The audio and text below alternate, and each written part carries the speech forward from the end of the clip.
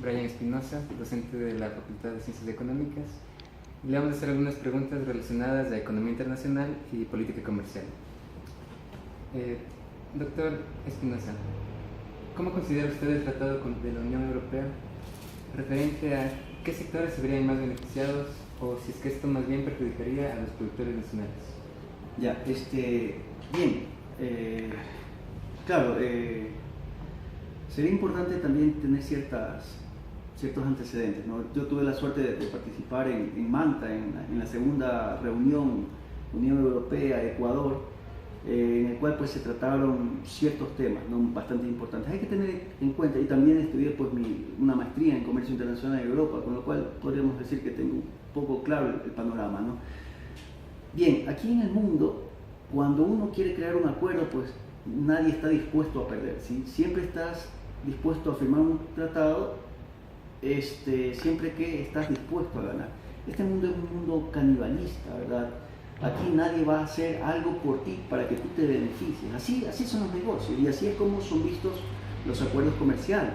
De hecho, yo recuerdo pues en el 2000, ya no recuerdo exactamente el año, estábamos en el 2014. En el 2014 fueron las segundas reuniones, ¿no? Yo me acuerdo un artículo, ¿sí?, en donde nos querían hacer firmar, en donde básicamente la Unión Europea nos comprometía a que nosotros como Ecuador no generemos ningún tipo de desarrollo tecnológico en los productos que ellos nos iban a vender, ¿sí? Con lo cual, esta es básicamente una síntesis de lo canibalista que son los acuerdos comerciales. Y sobre esta postura de que nadie te va a regalar algo, ¿sí?, y nadie va a hacer algo pues para beneficiarte a ti, ¿sí? Consideremos que la Unión Europea sigue pasando por una grave recesión económica. Tenemos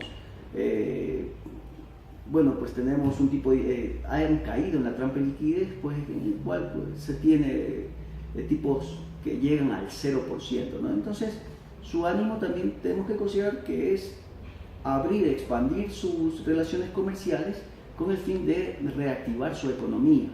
Ahora bien, sigo con el punto de que esto es una cuestión canibalista, ¿sí?, en el cual cada país debe saber lo que firma.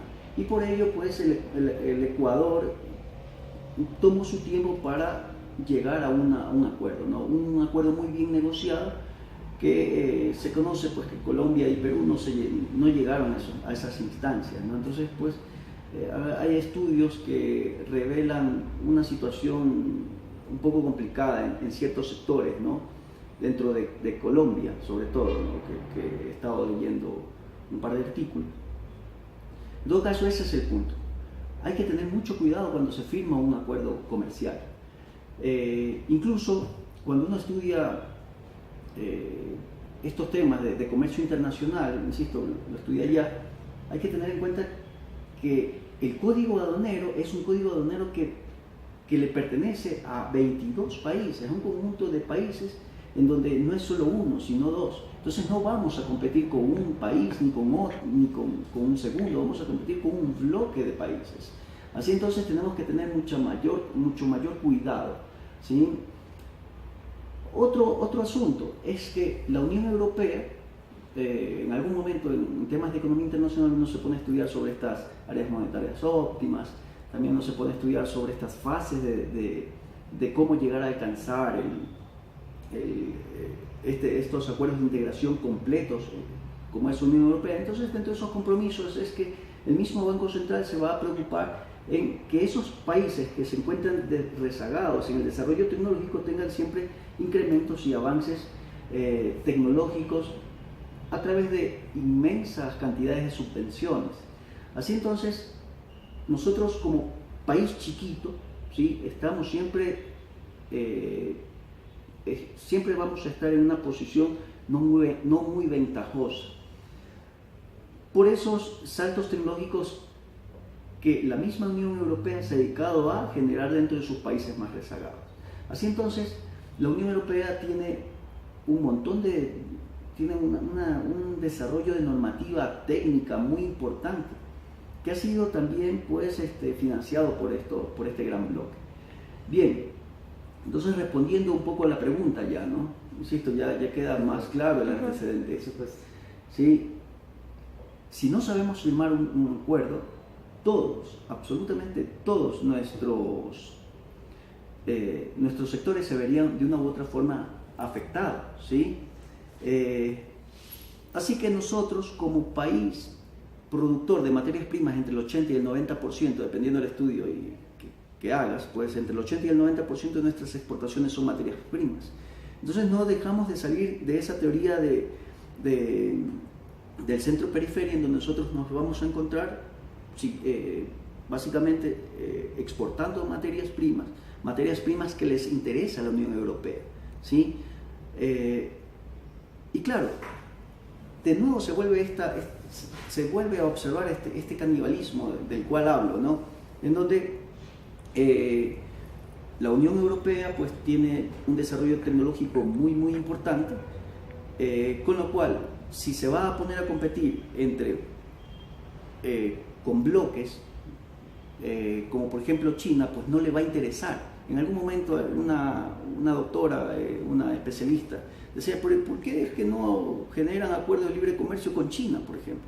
No les conviene eso, ¿sí? Porque ahí sí pues se encontrarían con un desarrollo tecnológico bastante importante y con precios bastante baratos, ¿no? Con lo cual peligraría mucho la industria europea. Entonces, la Unión Europea, ¿hacia dónde tiene que expandirse? Hacia los países en donde sus niveles tecnológicos y sus niveles de materia prima abundan, ¿no? Y sus niveles de desarrollo tecnológico son reducidos.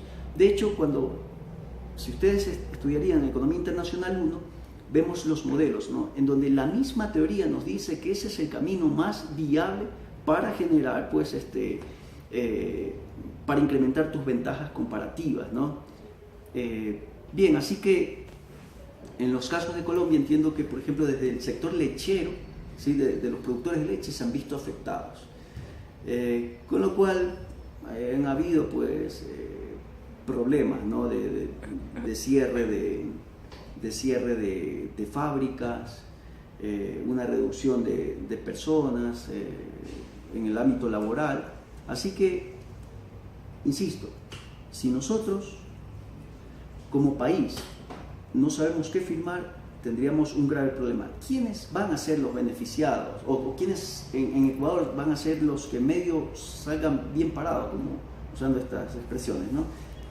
Aquellas industrias y empresas que tengan tal vez un desarrollo normativo técnico importante, aquellas que tengan estas normativas de buenas prácticas de manufactura, estas ISO 9000, estas ISO 14000, porque incluso cuando tú exportas, ¿sí? Existen estas, independientemente de que firmemos nosotros un acuerdo de libre comercio o un acuerdo comercial, la Unión Europea no te va a permitir importar productos siempre que no cumplas con un mínimo de requisitos técnicos, ¿sí? Entre ellos, pues, está como base las PPM, ¿no? Las de buenas prácticas de manufactura, normas fitosanitarias, fitosanitarias, con lo cual aquellas empresas que no puedan exportar porque no tienen esta